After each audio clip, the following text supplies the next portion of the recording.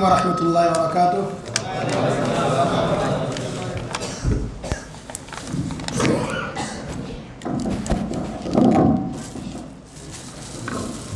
بسم اللہ الرحمن الرحیم، الحمدللہ والصلاة والسلام علی رسول اللہ وعلی آلہ واصحابہ اجمعین۔ میرے محترم بھائیوں، دوستوں، عزیز ساتھیوں، مسلم نوجوانوں، میرا موضوع ہے اتباع رسول صلی اللہ علیہ وسلم۔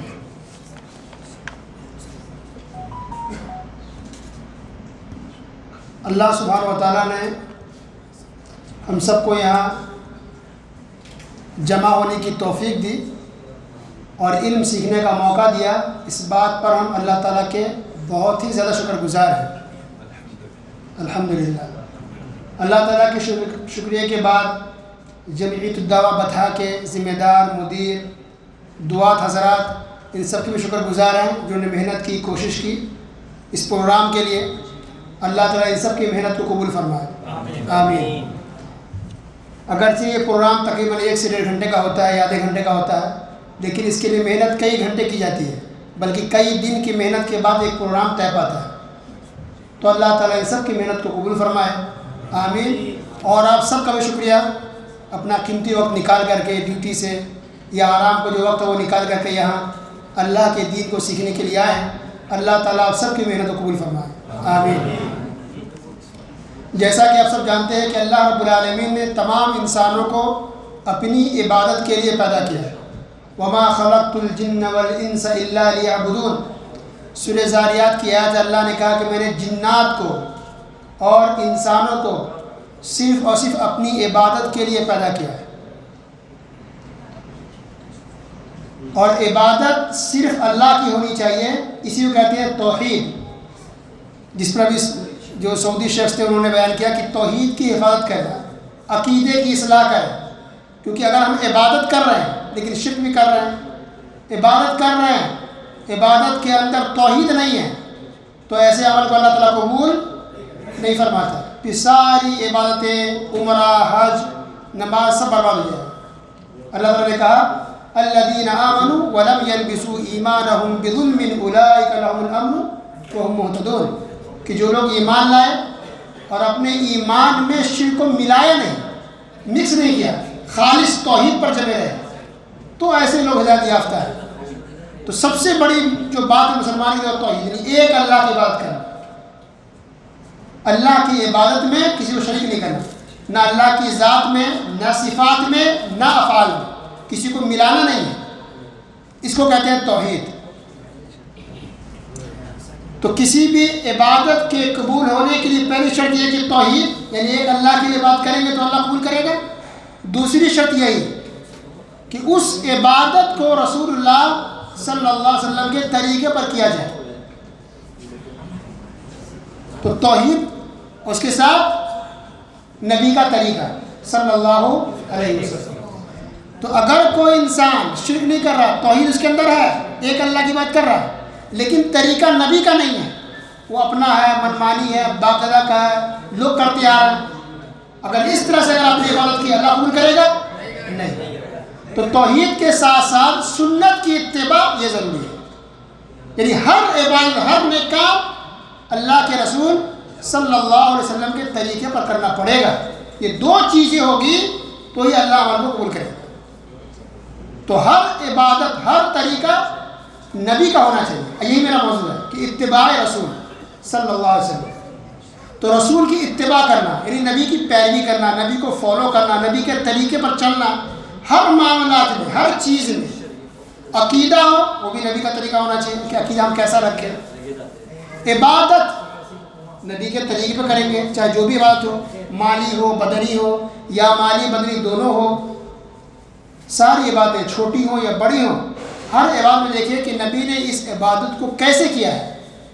مثلا ہم نماز پڑھتے ہیں تو نبی نے نماز کیسے پڑھی اور نبی کا طریقہ ڈھونڈی۔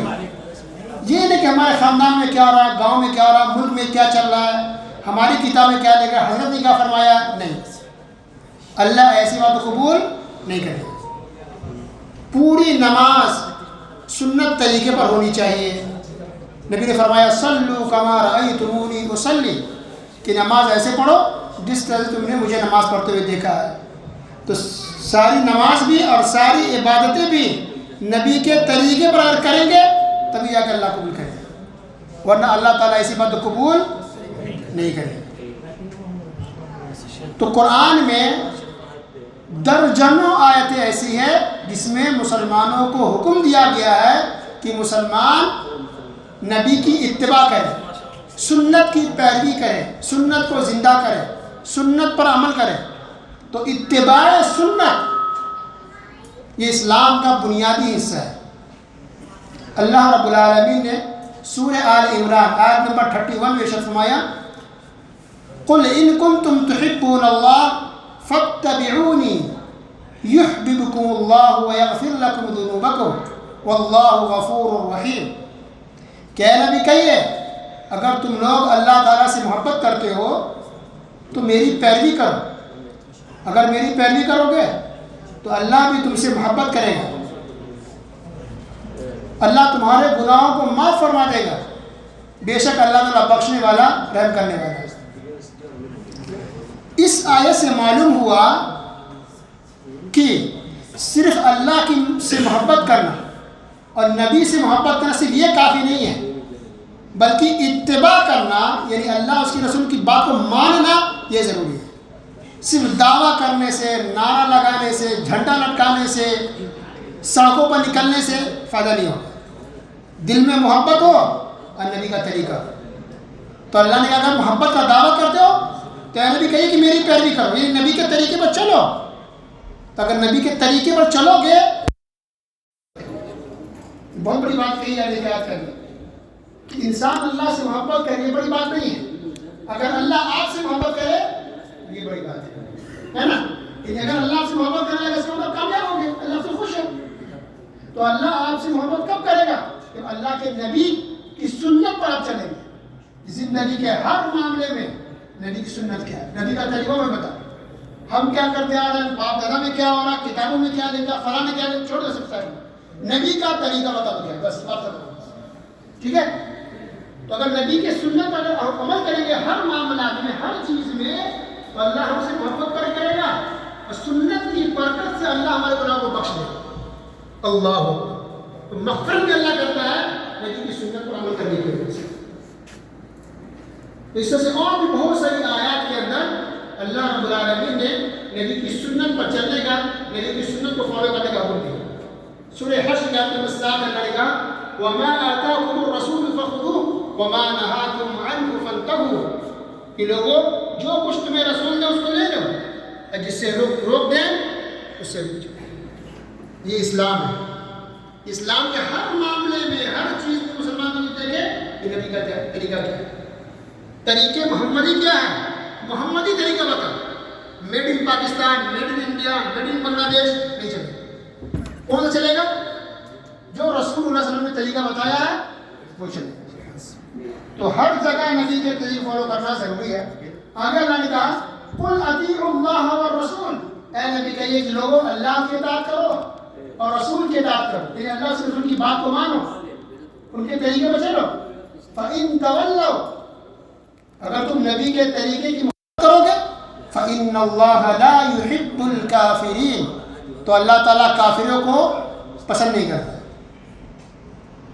غور کیجیے آیت میں اللہ نے کہا کہ اللہ اور اس کے رسول کو فالو کرو، اتباع کرو، اور اگر مخالفت کرو گے نبی کی تو اللہ کافروں کو پسند نہیں کرتا ہے۔ کیا مطلب؟ کہ نبی کے طریقے کی اگر کوئی مخالفت کرتا ہے گویا کہ کفر ہے، کوئی چھوٹی بات نہیں ہے۔ لوگ کتنی آسانی سے چھوڑ دیتے ہیں، نہیں ہماری کتاب میں یہ ہے، ہمارے مسلک میں یہ، باپ دادا ایسے کرتے چلے آ رہے تھے، ہمارا بال تو سفید ہو گیا، یہ غلط کیسے ہو سکتا ہے، ہمارے ملک تو ایسے ہی چلتا ہے، یا کوئی انسان منمانی کر رہا ہے جہالت میں۔ اللہ نے کہا اگر نبی کی مخالفت کرو گے تو اللہ تعالیٰ کافروں کو پسند نہیں کرتا۔ اس آیت سے معلوم پڑتا نبی کی مخالفت کرنا کفر ہے۔ اللہ، اور یہ ہر چیز کی بات ہے، ایسا نہیں کہ صرف عقیدے کی بات، تب عقیدے کا مسئلہ ہو تب بھی، عبادت کا مسئلہ ہو تب بھی، معاملات کا مسئلہ ہو تب بھی، تمام چیزوں کا نام اسلام ہے، دین ہے۔ کہیں بھی کوئی انسان نبی کے اندر مخالفت کر رہا ہے، اتنا خطرناک معاملہ ہے کہ وہ انسان بارڈر پر ہے، اسلام اور کفر کے بارڈر پر ہے۔ اگر مخالفت کر رہا ہے تو. اس لیے دیکھیے عبداللہ بن عباس رضی اللہ عنہ مشہور صحابی ہیں، ایک فقہی مسئلہ ہے، حج کے متعلق کوئی سوال پوچھا گیا، جواب دے دیا، کہا کہ نہیں فلاں صاحب تو ایسا ایسا کہہ رہے ہیں.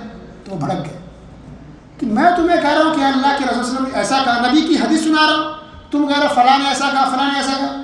مجھے تو ڈر ہے کہ اللہ تعالیٰ آسمان سے پتھروں کی بارش نہ کر دے، یا اللہ تعالیٰ تمہیں ہلاک و برباد نہ کر دے. اس سے کیا معلوم پڑا کہ عقیدے کا مسئلہ ہو پھر بھی، اور فقہ کا فقہی مسائل ہو تب بھی، ہر چیز میں سنت کی اتباع، نبی کی سنت کو مضبوطی سے پکڑنا یہ ضروری ہے.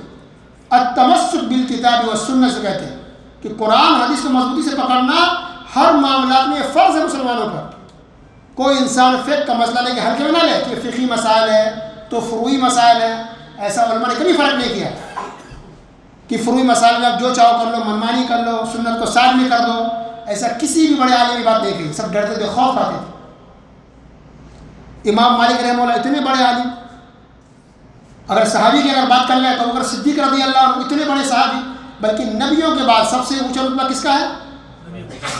نبیوں کے بعد، پیغمبروں کے بعد ابوبکر صدیق رضی اللہ عنہ کا ہے. اتنے بڑے صحابی وہ کیا کہہ رہے ہیں کہ اگر میں نبی کی سنت میں تھوڑی بھی اگر مخالفت کر دوں، تھوڑا بھی، تو مجھے ڈر ہے کہ میں ہلاک نہ ہو جاؤں، میں گمراہ نہ ہو جاؤں. اللہ اکبر. ان کے دل میں اتنا ڈر اور خوف تھا کہ نبی کی سنت سے ہم تھوڑا بھی پیچھے نہیں ہٹ سکتے، کیونکہ اللہ نے کسی کو یہ موقع ہی نہیں دیا کہ جو جائز منمانی کرے. مسلمان ہے، اللہ کی بات اور ان کے نبی کی بات کو آپ کو ماننی پڑے گی. اللہ نے کہا وَأَنزَلْنَا إِلَيْكَ الذِّكْرَ لِتُبَيِّنَ لِلنَّاسِ مَا نُزِّلَ إِلَيْهِمْ. اللہ نے کہا ہم نے آپ کی طرف قرآن کو اتارا نازل کیا ہے تاکہ آپ لوگوں کو قرآن کی آیتیں، اس کا معنی مطلب کھول کھول کر کے بیان کر دیں. یعنی اس سے یہ معلوم پڑا کہ نبی کی حدیث سنت یہ قرآن کی تفسیر ہے. جس طرح قرآن کو ماننا ضروری ہے، اسی طرح نبی کی سنت کو، نبی کی حدیث کو ماننا ضروری ہے. قرآن کا رتبہ اونچا ہے، اس کے بعد حدیث کا رتبہ ہے، لیکن عمل کے اعتبار سے دونوں ضروری ہیں. قرآن پر عمل کرنا بھی فرض ہے اور حدیث پر بھی عمل کرنا فرض ہے. اللہ تعالیٰ نے نبی کو اس لیے بھیجا تاکہ وہ قرآن پر عمل کر کے دکھا دیں کہ کیسے عمل کیا جاتا ہے. اس لیے کوئی بھی انسان چور دروازہ نہیں نکال سکتا کہ یہ سنت ہے تو یہ حدیث میں ہے، قرآن میں تو نہیں ہے نا. بالکل خطرناک بات ہے. بہت سے مسائل قرآن میں نہیں ہیں لیکن حدیث میں موجود ہے، اس پر عمل کرنا ضروری ہے. قرآن میں عام طور پہ اللہ نے اشارہ کیا ہے، حکم دیا، بس اس کی تفصیل حدیث کے اندر موجود ہے. اس لیے جہاں اللہ تعالیٰ نے نبی کی سنت پر عمل کرنے کا حکم دیا، وہی نبی کریم صلی اللہ علیہ وسلم نے بھی اپنی سنت پر، اپنی حدیث پر عمل کرنے کا حکم دیا. علیکم بسنتی و سنت الخلفاء الراشدین المہدیین، کہ لوگوں میری سنت کو مضبوطی سے پکڑ لینا، اور خلفاء راشدین یعنی ابوبکر صدیق رضی اللہ عنہ، عمر فاروق رضی اللہ عنہ، عثمان رضی اللہ عنہ، علی رضی اللہ عنہ، ان کے طریقوں کو مضبوطی سے پکڑ لینا. کوئی انسان نبی کی سنت سے ہٹ نہیں سکتا، اعراض نہیں کر سکتا، مخالفت نہیں کر سکتا، یہ کسی کو پرمیشن ہی نہیں ہے. نبی نے فرمایا من عمل عملا لیس علیہ امرنا فہو رد، کہ جس نے بھی کوئی ایسا کام کیا، دیکھیے من، اس میں سارے لوگ آ گئے، جاہل بھی، عالم بھی، مفتی بھی، امام بھی، محدث بھی، سب کے سب آ گئے. من عمل عملا، کہ جو کوئی بھی دنیا کا بڑی شخصیت ہو، چھوٹی کوئی بھی کام کرے، عملا یہ نکرہ ہے، عام ہے، کوئی بھی کام کرے، چھوٹا ہو یا بڑا ہو، لیس علیہ امرنا، کہ جو میرے طریقے پر نہیں ہے، میری سنت پر نہیں ہے، فہو رد، تو وہ مردود ہے، ایکسیپٹیبل نہیں ہے. اللہ تعالیٰ ریجیکٹ کر دے گا، اللہ قبول نہیں کرے گا. اگرچہ آپ نے اس کے پیچھے محنت بہت کی ہو، بہت وقت لگایا ہو، کئی دن لگا دی ہو، کئی گھنٹے لگا دی ہو، لاکھ روپے خرچ کر دی ہو، نبی کی سنت پر اگر آپ نے وہ کام نہیں کیا ہے، اللہ تعالیٰ وہ عمل قبول نہیں کرے. یہ ہے سنت کی اہمیت. اتباع سنت اس کو کہتے ہیں کہ نبی کی اتباع کرنا، نبی کو فالو کرنا ہر معاملات میں ہر مسلمان پر فرض ہے.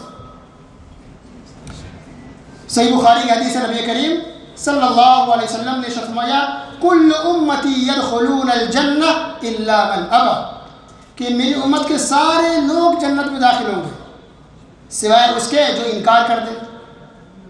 قالوا یا رسول اللہ ومن یأبا، اے اللہ کے رسول صلی اللہ علیہ وسلم، صحابہ نے پوچھا کہ کون ہوگا جو جنت میں جانے سے انکار کر دے گا؟ ہر کوئی چاہے جنت داخل ہو جائے.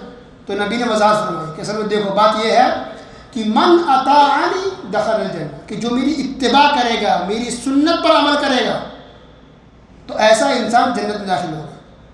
ومن عصانی، جو میری نافرمانی کرے گا، میری سنت سے ہٹے گا، تو پھر گویا کہ اس نے جنت میں جانے سے انکار کر دیا. گویا جنت میں جانے کے لیے جہاں بہت ساری چیزوں کی ضرورت پڑے گی، وہاں نبی کی سنت پر چلنا، نبی کی سنت کو فالو کرنا یہ بھی ضروری ہے. اللہ، اس کے بغیر گزارا نہیں. اس لیے سلف صالحین کا ایک بات مشہور ہے کہ سنت نوح علیہ السلام کی کشتی کی طرح ہے. تو جو آدمی اس کشتی میں سوار ہو گیا، بیٹھ گیا، وہ نجات پا گیا، اور جو اس کشتی میں نہیں بیٹھا وہ ڈوب گیا. یعنی نوح علیہ السلام کے زمانے میں سیلاب آیا تھا، پانی پانی پوری دنیا میں، تو مسلمان جو مومن تھے ان کو کشتی میں بٹھایا گیا، وہ بیٹھ گئے تو بچ گئے. باقی جو لوگ تھے وہ کشتی میں نہیں بیٹھے تو وہ ڈوب گئے. تو وہی بات کہی جا رہی ہے کہ اگر آپ بچنا چاہ رہے ہو تو سنت پر عمل کرنا پڑے گا. یہ سنت نوح علیہ السلام کی کشتی کی طرح ہے، سفینۃ نوح ہے. سنت نوح علیہ السلام کی کشتی کی طرح ہے. اگر نجات چاہتے ہو، بچنا چاہ رہے ہو تو سنت پر آ جاؤ، سنت کو فالو کرو. اس لیے صحابہ کرام رضی اللہ عنہ اجمعین، اتنا بڑا رتبہ اللہ نے دیا تھا، اس کے باوجود بھی وہ کبھی منمانی نہیں کرتے تھے. ہمیشہ سنت پر عمل کرتے، مضبوطی سے سنت پر ٹکے رہتے اور لوگوں کو سنت پر چلنے کی دعوت دیتے. اپنی رائے، اپنی پسند لوگوں کو نہیں بتاتے تھے، نبی کی سنت بتاتے تھے. یہ مسئلے میں نبی کی سنت ہی ہے، اس مسئلے میں نبی کی حدیث ہی ہے. یعنی حدیث بولے یا سنت ایک ہی بات ہے. کچھ لوگ آج کل فرق کرتے ہیں کہ نہیں، یہ جو حدیث ہے نا سنت نہیں ہے. یہ لوگ چور دروازہ کھول رہے ہیں لوگوں کو سنت سے ہٹانے کا. اچھے سے سننا کان کھول کر کے کہ سنت اور حدیث ایک ہی بات ہے. سب سے پہلے بر صغیر میں جس نے یہ فرق کیا کہ سنت الگ چیز ہے، حدیث الگ چیز ہے، وہ ہے مرزا غلام احمد قادیانی، جو گمراہ آدمی تھا جس کے نام پر یہ فرقہ قادیانی بنا ہوا ہے. اس نے کہا یہ سنت الگ ہے اور حدیث الگ ہے. بچاؤ کرنے کی حدیث میں تو ہے نا، لیکن سنت نہیں. اور اس کے طریقے کو لیا منکرین حدیث نے. مسلمانوں میں سے گروہ ہے، فرقہ کچھ لوگ ہیں جو قرآن کو مانتے ہیں، نعوذ باللہ حدیث کو نہیں مانتے. اس کو کہتے ہیں منکرین حدیث، یعنی حدیث کا انکار کرتے. استغفر اللہ. کچھ لوگ ایسے ہیں جو ساری حدیث کا انکار کرتے ہیں، کچھ لوگ ایسے ہیں کچھ حدیثوں کا انکار کرتے ہیں، اور کچھ لوگ ایسے ہیں جو انکار تو نہیں کرتے لیکن تعویل کرتے ہیں، گھما کے پھرا کے. ٹھیک ہے حدیث ہے، مگر چونکہ اگرچہ چنانچہ یہ بول کے سائڈ سے نکلنے کی کوشش کرتے ہیں. لا حول ولا قوت الا باللہ. فلا وربک لا یؤمنون، یہ آیت مشہور ہے نا. اللہ نے کہا کہ تمہارے رب کی قسم کہ وہ انسان تو مومن نہیں ہو سکتا کہ جس کو ہمارا نبی فیصلہ کر دے اس فیصلوں کو انسان نہ مانے اور اس کے دل میں ذرہ برابر بھی حرج نہ ہو، تنگی نہ ہو کہ نبی نے فیصلہ کیا اور ہم نہیں مانیں گے. پورے طور پر انسان اگر تسلیم نہ کر لے نبی کے حکم کو، نبی کی بات کو، وہ انسان مومن نہیں ہو سکتا. اللہ رب العالمین نے قسم کھا کر کے قرآن میں یہ بات کہی ہے. تو جو انسان منکرین حدیث ہو، حدیث کا انکار کر دے، وہ مسلمان نہیں، وہ کافر ہے. جو مسلمان اپنے مسلمان کہے، نماز پڑھے، قرآن کو خوب مانتا ہے، حافظ قرآن بن جائے، لیکن حدیث کو نہیں مانے، لیکن حدیث کو نہیں مانتے، قرآن کافی ہے، ایسا انسان مسلمان نہیں ہے. علماء کرام نے کہا کہ اس پر امت کا اجماع ہے، جو حدیثوں کا انکار کر دے وہ کافر ہے، مسلمان نہیں. کیونکہ اسلام تو حدیث کے اندر ہے، قرآن اور حدیث ان دونوں کے اندر اسلام ہے، صرف قرآن کے اندر نہیں ہے. قرآن کے ساتھ ساتھ حدیث کو ماننا، یعنی نبی صلی اللہ علیہ وسلم کی سنت کو ماننا، یہ بھی ضروری ہے. اس کے بغیر انسان تو ایک رکعت نماز نہیں پڑھ پائے. تو جہاں صحابہ کرام نے بڑی شدت کے ساتھ، محبت کے ساتھ نبی کی سنت پر عمل کیا، ان کے بعد آنے والے تابعین، تبع تابعین، ائمہ کرام، تمام لوگوں نے پوری محبت کے ساتھ، احترام کی عزت کے ساتھ اور اللہ سے ڈرتے ہوئے خوف کے ساتھ نبی کریم صلی اللہ علیہ وسلم کی سنت پر عمل کیا اور اسی کی لوگوں کو دعوت دی. حتیٰ کہ چاروں اماموں کی بات کریں، ائمہ اربعہ، چار امام، امام ابو حنیفہ رحمۃ اللہ علیہ، امام مالک رحمۃ اللہ علیہ، امام شافعی رحمۃ اللہ علیہ، امام احمد بن حنبل رحمۃ اللہ علیہ، جن چاروں کا مسلک پوری دنیا میں مشہور ہے. ان چاروں امام بھی پوری مضبوطی کے ساتھ پوری زندگی مرتے دم تک حدیث پر عمل کرتے ہیں اور اسی کے لوگوں کو دعوت دے۔ ان میں سے کبھی نہیں کسی نے یہ نہیں کہا کہ میری بات پر عمل کرو، میرے فتویٰ پر عمل کرو، حدیث کو چھوڑ دو۔ امام ابو حنیفہ رحمۃ اللہ علیہ کہتے ہیں اذا صح الحدیث فهو مذہبی، کہ جو صحیح حدیث ہے وہی میرا مذہب ہے۔ امام ابو حنیفہ رحمۃ اللہ علیہ نے یہ بھی کہا کہ کسی آدمی کے لیے حلال نہیں ہے کہ وہ میرے فتویٰ پر کوئی اور فتویٰ دے دے اس بات کی جانب غیر کہ میں نے فتویٰ کس دلیل کی روشنی میں دیا۔ کیا کہا کہ کسی آدمی کے لیے حلال نہیں ہے، یہ حرام ہے کہ وہ میرے صرف فتویٰ دیکھ کر کے وہ فتویٰ دے دے، کسی کو سنا دے فتویٰ اس بات کے جانب غیر کہ میں نے فتویٰ کس دلیل کی روشنی میں دیا ہے۔ یعنی دلیل کو جاننا یہ ضروری ہے۔ اسی طرح انہوں نے اپنے مشہور شاگرد ابو یوسف رحمۃ اللہ علیہ سے کہا کہ اے یعقوب، ان کا نام یعقوب تھا، کہ اے یعقوب تمہیں کیا ہو گیا؟ وہی حق، کیا ہو گیا تمہیں؟ تم میری ہر بات کو کیوں لکھتے ہو؟ مت لکھو، میں انسان ہوں، آج میں کوئی فتویٰ دیتا ہوں، کوئی بات کہتا ہوں، کل ہو کر کے مجھے سنت ملتی ہے، حدیث ملتی ہے، پہلی بات سے میں رجوع کر لیتا ہوں، پہلی بات کو چھوڑ دیتا ہوں۔ کل میں کوئی بات کہتا ہوں، کوئی اور حدیث مل جاتی ہے، اس بات کو چھوڑ کر کے پرسوں کوئی اور بات بیان کرتا ہوں، کیونکہ اصل چیز کیا ہے؟ نبی کی سنت، نبی کی حدیث۔ ان کا ایک قول یہ بھی مشہور ہونے لگا کہ میں بشر ہوں، میں انسان ہوں، مجھ سے غلطی ہو جاتی ہے، اس لیے جو صحیح بات ہو اس کو لے لو۔ ان سے پوچھا گیا کہ ہم کس طرح آپ کے فتوے کو یا قول پر عمل کریں، تو کہا کہ میری کوئی بھی بات، امام ابو حنیفہ رحمۃ اللہ علیہ نے کہا کہ اگر میری کوئی بھی بات قرآن کے خلاف ہو جائے، قرآن کی بات کو لو، میری بات کو چھوڑ دو۔ میری بات اگر حدیث سے ٹکرا جائے تو حدیث کو لے لو، میری بات کو چھوڑ دو۔ حتیٰ کہ اگر میری کوئی بات، میرا فتویٰ کسی صحابی کے فتوے سے، کسی صحابی کے قول سے ٹکرا جائے، اس صحابی کی بات کو لے لو، میری بات کو چھوڑ دو۔ ہاں صحابی کے بعد تابعین میں سے اگر کسی کی بات ہم سے ٹکراتی ہے تب پھر دیکھ لو کس کی بات صحیح ہے۔ اللہ اکبر، یعنی نبی تو نبی، سنت تو سنت، صحابی تک ان کی جرات نہیں کر سکتی ہاں تم صحابی کی بات کو چھوڑ کے میری بات کو لے لو، نہیں، کہا صحابی کی بات کو، میری بات کو چھوڑ۔ اس سے بڑھ کر وضاحت کیا چاہیے؟ کیونکہ وہ امام تھے، بڑے عالم تھے، ان کے دل میں جہاں اللہ کا ڈر تھا، وہ نبی کی محبت تھی، سنت کی تعظیم تھی، حدیث کا احترام تھا، ان کو معلوم تھا کہ یہ جائز کسی کے لیے نہیں ہے کہ کوئی انسان سنت کی مخالفت کرے یا حدیث کے رہتے ہوئے کسی اور کے فتویٰ پر عمل کرے۔ سیم یہی طریقہ امام مالک رحمۃ اللہ علیہ نے اپنایا۔ امام مالک رحمۃ اللہ نے کہا کہ دنیا میں کوئی بھی ایسا نہیں جس کی ہر بات کو لیا جائے، ان کی بات کو لے بھی سکتے ہیں، چھوڑ بھی سکتے ہیں، صرف ایک شخص ایسے ہیں جن کی ہر بات لینی پڑے گی، ہم چھوڑ نہیں سکتے۔ وہ کون ہے؟ محمد رسول اللہ صلی اللہ علیہ وسلم۔ اللہ اکبر، کتنی اہم بات دیکھیے۔ انہوں نے یہ بھی کہا کہ میری بات کو ٹکرا جائے، خلاف ہو جائے قرآن یا حدیث کے، تو قرآن و حدیث کی بات کو لے لو، میری بات کو چھوڑ دو۔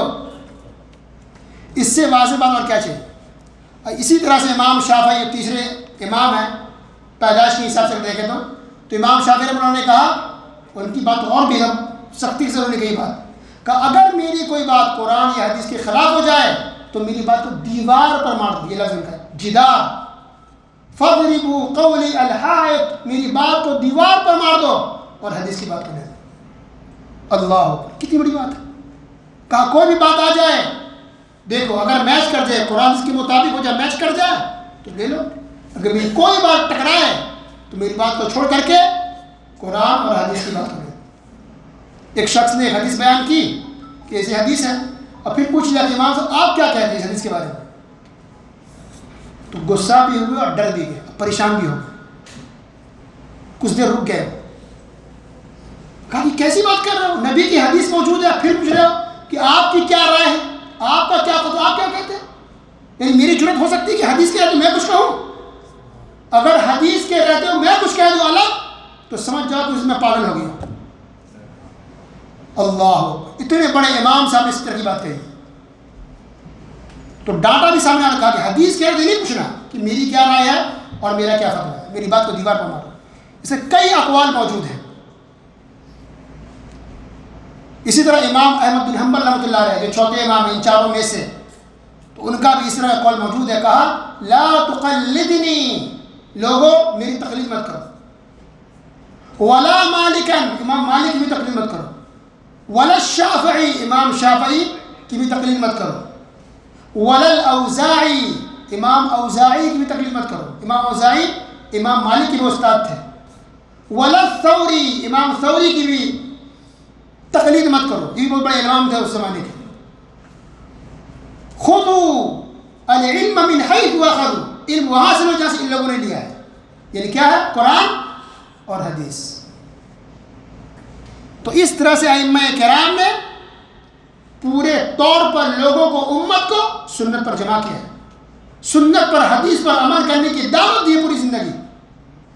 اور انہوں نے یہ بھی کہا کہ اگر کوئی انسان ایک بھی حدیث کو اگر ٹھکرا دے، مخالفت کرتا ہے، فَهُوَ عَلَى شَفَا هَلَكَ، تو سمجھ جائے کوئی انسان ہلاکت کے دہانے پر ہے. وہ کب ہلاک ہو جائے، برباد ہو جائے، گمراہ ہو جائے، کوئی نہیں جانتے. اللہ اکبر. تو اتنے بڑے بڑے علماء کی، عالم کے، ائمہ کی جرأت نہیں تھی کہ حدیث کے رہتے کچھ بات بول دے. اس لیے امام مالک رحمہ اللہ جب حدیث بیان کرنے کے لیے بیٹھتے تھے تو باقاعدہ وضو کرتے تھے، خوشبو لگاتے، اچھا کپڑا پہنتے اور آرام سے بیٹھ کر کے پھر حدیثیں بیان کرتے تھے. علماء کرام نے یہاں تک لکھا کہ جس طرح سے نبی کی زندگی میں ہوتے ہوئے کوئی انسان بول نہیں سکتا تھا، کسی کی آواز اونچی کرنا جائز نہیں تھا، اسی طرح نبی کی وفات کے بعد بھی آج جب کوئی حدیث بیان کی جائے، حدیث کا درس ہو، تو کسی کے لیے جائز نہیں ہے کہ آواز کو اونچی کرے، آواز کو بلند کرے یا حدیث کی مخالفت کرے، حرام ہے اس کے لیے. اللہ اکبر. تو جس طرح نبی کی تعظیم اور احترام ہوتا تھا ان کی زندگی میں، ان کی وفات کے بعد ان کی حدیث کی، ان کی سنت کی تعظیم اور ان کا احترام ہونا چاہیے کہ نبی کی بات آ گئی، خلاص اب کوئی راستہ نہیں، سارے راستے بند ہو گئے، کوئی چو نہیں کر سکتا، کسی کی اوقات نہیں، کسی کی ہمت نہیں ہے. ہر انسان سے غلطی ہو سکتی اور ہوئی ہے، کتنے بڑے عالم ہو، امام ہو، مفتی ہو، اگر ان سے غلطی ہوتی ہے، انسان ہونے کے ناطے ہو جاتی اور ہوئی ہے، ان سے ان کی شان میں کوئی کمی نہیں ہوتی. اللہ نے جن کو رتبہ دیا، امام ہے، محدث ہے، فقیہ ہے، الحمدللہ ان کا اونچا رتبہ اللہ کیا ہے. ان سے غلطی اگر ہوئی ہے تو غلطی ہونے کے لیے رتبہ نیچا نہیں ہوتا. اگر ان میں سے کسی کی بات اگر ہم چھوڑ دیتے ہیں، ان کے فتویٰ کو ہم نہیں عمل کرتے ہیں، تو ان کی شان میں گستاخی نہیں ہوتی ہے، کیونکہ خود انہوں نے یہ تعلیم دی اپنے جیتے جی. وفات سے پہلے انہوں نے ہمیں تربیت کر کے ہمیں چلے گئے کہ میری کوئی بھی بات حدیث سے ٹکرا جائے، میری بات کو دیوار پر مارو اور فوراً حدیث کو لے لو. یہی ان کی تربیت تھی، یہی ان کا طریقہ تھا، یہی سکھا کر کے گئے. اس لیے کسی کی بات کو چھوڑنے میں کوئی توہین والی بات نہیں. تو پھر کیسے کچھ لوگ یہ بات کہتے تھے کہ فلاں صاحب نے بات کہی، تو ہو سکتا ہے ان کو کوئی دلیل رہی ہوگی. ہم آپ کو حدیث سنا رہے، نبی کی حدیث یہ ہے، آپ کہہ رہے ہیں فلاں امام نے یہ بات کہی ہے، ہو سکتا ہے ان کو دلیل رہی ہوگی. بھائی انہوں نے اپنی زندگی میں کہا ہے کہ کسی کے لیے حلال نہیں ہے کہ بھی بات کو ایسے مان لے بغیر دلیل کی. انا للہ و انا الیہ راجعون. لیکن افسوس کی بات ہے کہ ہمیں سے ہر مسلمان نبی سے محبت کا دعویٰ کرتا ہے، لیکن جب سنت کی بات آتی ہے، حدیث کی بات آتی ہے، نہ ادب ہے، نہ احترام ہے، دل میں اللہ کا ڈر، خوف بھی نہیں ہوتا. کتنی جرأت کے ساتھ وہ انسان نبی کی سنت کی مخالفت کرتا ہے، درجنوں حدیثوں کو ٹھکراتا ہے، سینکڑوں حدیثوں کو چھوڑ دیتا ہے، صرف اس وجہ سے کہ اس کے پاس علم نہیں ہے، کہ اس کے گاؤں میں ایسا ہو رہا ہے، اس کے ملک میں ایسا ہو رہا ہے، اس کی کتاب میں نہیں لکھا ہوا، اس کے مسلک میں نہیں ہے. ہر مسلک، ہر جماعت، ہر فرقے سے بڑھ کے کیا ہے؟ سنت ہے. پہلے سنت ہے، بعد میں کوئی چیز ہے. اگر سنت کے، حدیث کے رہتے ہوئے اگر کسی اور پر چل رہے ہیں، آپ اپنے لیے گڑھا کھو دیں، اللہ کے عذاب پر دعوت دے رہے ہیں. یہ بات میں ابھی سے نہیں کہہ رہا، اللہ رب العالمین نے سورہ نور میں ارشاد فرمایا فَلْيَحْذَرِ الَّذِينَ يُخَالِفُونَ عَنْ أَمْرِهِ، کہ جو لوگ نبی کے حکم کی مخالفت کرتے ہیں اسے چاہیے کہ وہ ڈر جائے، خبردار ہو جائے، ان تصیبہم فتنہ، اسے کوئی فتنہ لاحق نہ ہو جائے، کسی فتنے میں پڑ نہ جائے، او یصیبہم عذاب علیم، یا دردناک عذاب نہ پکڑ لے اس انسان کو. صرف عذاب نہیں، علیم یعنی دردناک عذاب کا شکار نہ ہو جائے. حافظ ابن کثیر رحمہ اللہ نے اس آیت کی تفسیر کرتے لکھا ہے کہ اس آیت سے مراد نبی کی ہر سنت ہے، ہر حدیث ہے، ہر کام جس کے کرنے کا نبی نے حکم دیا، نبی کی سنت، نبی کا طریقہ، اس پر عمل کرنا مسلمان کے لیے ضروری ہے. کوئی انسان نبی کی سنت کی مخالفت کر نہیں سکتا ہے. ہر وہ قول کسی امام کا ہو، عالم کا ہو، تو اس کو تولا جائے گا، پرکھا جائے گا، ملایا جائے گا. قرآن حدیث کے مطابق ہو تو لے لیں گے، اگر قرآن حدیث سے ٹکرا جائے ان کی بات کو چھوڑ دیں گے. تو کسی کے قول کی وجہ سے نبی کی سنت کو چھوڑنا یہ حرام ہے. کسی بھی بڑے عالم نے یہ بات نہیں کہی, اور اللہ تعالیٰ نے اس میں دھمکی دے دی ہے, اور ہر راستے کو اللہ نے بند کر دیا ہے کہ کوئی انسان میرے نبی کی سنت کو کسی کے قول کسی کے فتویٰ سے چھوڑ نہ سکے. اللہ اکبر. اور نبی کریم صلی اللہ علیہ وسلم کا یہ فرمان بھی مشہور ہے, من عمل عملا لیس علیہ امرنا فہو رد, کہ جس نے بھی کوئی کام کیا جو میرے طریقے پر نہیں ہے تو وہ عمل مردود ہے, اللہ تعالیٰ ایسے عمل کو قبول نہیں فرمائے. بلکہ نبی نے بھی فرمایا لا یؤمن احدکم حتی یکون ہواہ لما جئت بہ, کہ تم میں سے کوئی انسان اس وقت مومن نہیں ہو سکتا جب تک کہ اس کی خواہش میری لائی ہوئی شریعت کے مطابق نہ ہو جائے. یعنی ہم کیا سوچیں, کیا پسند کریں, کیسے چلیں, ہر چیز میں دیکھیں کہ رسول اللہ صلی اللہ علیہ وسلم کی سنت کیا, نبی کا طریقہ کیا ہے, تب جا کر کے ہم مومن ہو سکتے ہیں. اپنی خواہشات کو حوالے کر دینا ہے. مومن تو وہ جو اللہ کے حوالے کر دے اپنے آپ کو, نبی کی سنت پر چلے, اس کو کہتے ہیں مومن. عقیدے کا مسئلہ ہو پھر بھی سنت, عبادت ہو پھر بھی سنت, نماز ہو پھر بھی سنت, معاملات ہوتا کہ شادی بیاہ ہو سنت. افسوس کی بات ہے کہ انڈیا پاکستان کے بہت سے مسلمان یہ مانتے ہیں کہ اللہ ہر جگہ موجود ذرے ذرے میں ہے. بھائی یہ کفر ہے. اللہ تعالیٰ ساتویں آسمان کے اوپر عرش پر ہے, الرحمن علی العرش استوى, رحمان یعنی اللہ تعالیٰ ساتویں آسمان کے عرش پر ہے. یہی بات قرآن میں ہے, یہی بات سنت میں حدیث میں ہے, یہی عقیدہ صحابہ کرام کا تھا, امت کا اجماع ہے, اور چاروں اماموں کا بھی اجماع ہے. امام ابو حنیفہ رحمۃ اللہ علیہ نے کہا کہ جو انسان کہے کہ اللہ عرش پر نہیں ہے اس نے کفر کیا. اللہ اکبر. اللہ کا علم ہر جگہ ہے, اللہ کی طاقت ہر جگہ اللہ دیکھتا سنتا ہے, لیکن اللہ کی ذات ساتویں آسمان کے اوپر عرش پر ہے. تو عقیدے بھی نبی کی سنت کو فالو کریں گے, عبادت میں بھی نبی کی سنت کو فالو کریں گے. عمرہ کر رہے ہیں, حج کر رہے ہیں, نماز پڑھ رہے ہیں, نبی کا طریقہ کیا ہے. معاملات میں حلال حرام کیا کرے صحیح, نبی کی سنت. حتیٰ کہ شادی بیاہ ہو, نبی کی سنت. کتنے لوگ ہیں جو شادی کے موقع پوچھتے ہو کہ نبی کی سنت کیا ہے, کیسے نکاح کرنا چاہیے, سب بھول جاتے ہیں. سنت کہاں تک ہے, مسجد تک, مسجد کے باہر سنت ختم. ایسا نہیں ہے. سنت مرتے دم تک, قبرستان تک سنت ہے. آپ کے پیدا ہونے سے لے کے آپ کے قبرستان جانے تک ہر جگہ کو تلاش کرنا پڑے گا کہ اس معاملے میں نبی کی سنت کیا ہے, نبی صلی اللہ علیہ وسلم کی حدیث کیا ہے. دو چار دن پہلے کے بعد خبر آئی انڈیا سے, کچھ لوگ شادی کے لیے گئے بارات لے کر کے, ڈیمانڈ تھا کہ بکرے کا گوشت چاہیے, تو چکن ان کو کھلا دیا گیا. اس وجہ سے ان لوگوں نے مار پیٹ کی لڑکی والوں کو, بدتمیزی کے لیے.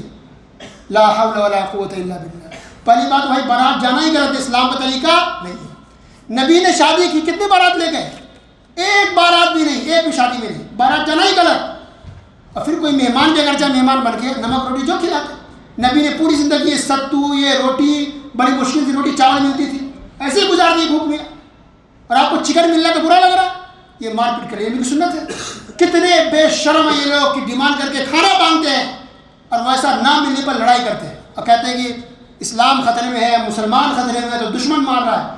دشمن اور مارے گا, تم کھانے کے پیچھے مرو گے اور کافر تم کو مارے گا. کہاں چلے گا نبی کی سنت. نبی نے شادی کی بغیر جہیز بغیر بارات کے, یہ نبی کی سنت ہے کہ لڑکی والوں کا نبی نے 1 روپیہ بھی خرچہ ہونے نہیں دیا. کوئی بیگ نہیں, کوئی کرسی نہیں, کوئی پلنگ نہیں, صرف نکاح پڑھایا, دلہن لے کے چلے گئے. اس کو کہتے ہیں سنت. نو بارات نو جہیز, 1 روپے کا خرچہ نہیں ہونا چاہیے, اس کو کہتے ہیں نبی کی سنت. کون ہے جو سنت طریقے میں شادی کرتا ہو, بستر بھی جا رہا ہے, بیگ بھی جا رہا ہے, بارات بھی جا رہا ہے, ٹیبل بھی آ رہا ہے, کرسی بھی جا رہی ہے, سب لوگ بھول جاتے ہیں. لا حول ولا قوت الا باللہ. جب تک ہم لوگ نبی کی سنت کو مضبوطی سے نہیں پکڑیں گے تب تک ہمیں کامیابی نہیں ملے گی, تب تک ہمیں عزت نہیں ملے گی, تب تک ہم کو سکون نہیں ملے گا.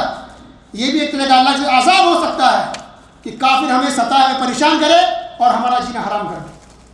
مسلمانوں کو چاہیے کہ اللہ سے ڈریں, خوف کھائیں, اپنی اصلاح کریں. شادی کے معاملات سے لے کر باقی جتنی بھی چیزیں ہوں, ہر چیز میں نبی کی سنت کو فالو کرنا ضروری ہے. بہار کے اندر ایک بہت بڑے عالم گزرے ہیں, ابراہیم آروی صاحب رحمۃ اللہ علیہ. ان کو کسی نے بلایا نکاح پڑھانے کے لیے, پہنچے تو لڑکی کے گھر میں ڈیگ چڑھا ہوا تھا کھانا بننے کے لیے, نکاح نہیں پڑھایا, ٹانگے سے واپس ہو گئے. کہا کہ نبی کی سنت تو یہ ہے کہ لڑکا ولیمہ کرے, وہ تو نکاح کے دوسرے دن ہوتا, یہ لڑکی کے گھر کھانا کیوں بن رہا ہے. صرف اس وجہ سے انہوں نے نکاح نہیں پڑھایا, بغیر نکاح پڑھا چلے گئے. اللہ, ان کے دل میں کتنی محبت ہے نبی کی سنت چلنے کی. اور آج ہم لوگ دعوت مل جائے کھا پی کے پیٹ بھر کے آ جاتے ہیں. پیٹ بھرنا چاہیے بس. سنت کیا ہے غلط سے بعد میں دیکھ لیں. ہاں اپنے اوپر کسی کا آتا ہے تب سنت یاد آتی ہے, لیکن جب تک اپنے اوپر نہ آئے سنت سب سائڈ میں جیب میں لے کے چلتے ہیں. لا حول ولا قوت الا باللہ. تو ہر مسلمان پر فرض ہے کہ اللہ کے رسول صلی اللہ علیہ وسلم کی سنت کو مضبوطی سے تھامے, ہر چیز میں, عقیدے میں سب سے پہلے, پھر عبادت کو ٹھیک کریں, پھر معاملات کو ٹھیک کریں, پھر اخلاق کو ٹھیک کریں. یہ چاروں چیزیں اگر ہماری ٹھیک ہوگی تب گویا کہ ہم جا کر کے اچھے مسلمان ہو سکتے ہیں اور نبی کریم صلی اللہ علیہ وسلم کی سنت کے پر چلنے والے کہلا سکتے ہیں. اخیر میں دعا کہ اللہ تعالیٰ ہم تمام مسلمانوں کو پیارے رسول صلی اللہ علیہ وسلم کی سنت پر چلنے والا بنا, نبی سے محبت کرنے والا بنا, نبی کی سنتوں سے حدیثوں سے بھی محبت کرنے والا بنا, ان کے نقش قدم پر چلا. اللہ ہر معاملات میں, ہر چیز میں نبی کی سنت کو تلاش کرنے, ڈھونڈنے, سیکھنے اور اس پر عمل کرنے کی توفیق دے. اللہ اب تک ہم میں سے جو لاپرواہی ہو گئی, کوتاہی ہو گئی جانے انجانے میں, اللہ ہمارے گناہوں کو بخش دے, اللہ ہمارے گناہوں کو معاف فرما. اللہ باقی کی زندگی پیارے رسول صلی اللہ علیہ وسلم کی سنت کے مطابق گزارنے کی توفیق نصیب فرما. اللہ دنیا کے جس کونے میں مسلمان پریشان حال ہے, فلسطین کے مسلمان ہو یا جہاں کہیں کی ہو, اللہ تمام مسلمانوں کی جان کی, مال کی, عزت و آبرو کی حفاظت فرما. اللہ ظالموں کو تو ہلاک و برباد کر دے اور ہم تمام مسلمانوں کی تو حفاظت فرما دے. اللہ تمام مسلمانوں کو توحید پر اور سنت پر چلنے والا بنا, سنت کی خاطر جینے اور سنت کی خاطر مرنے والا بنا دے. اللہ آج اس ہم لوگ یہاں جمع ہیں, جنت الفردوس میں ہم لوگ کو جگہ نصیب فرما دے. آمین یا رب العالمین. اللهم صل على محمد وعلى ال محمد كما صليت على ابراهيم وعلى ال ابراهيم انك حميد مجيد. اللهم بارك على محمد وعلى ال محمد كما باركت على ابراهيم وعلى ال ابراهيم انك حميد مجيد. واخر دعوانا الحمد لله رب العالمين.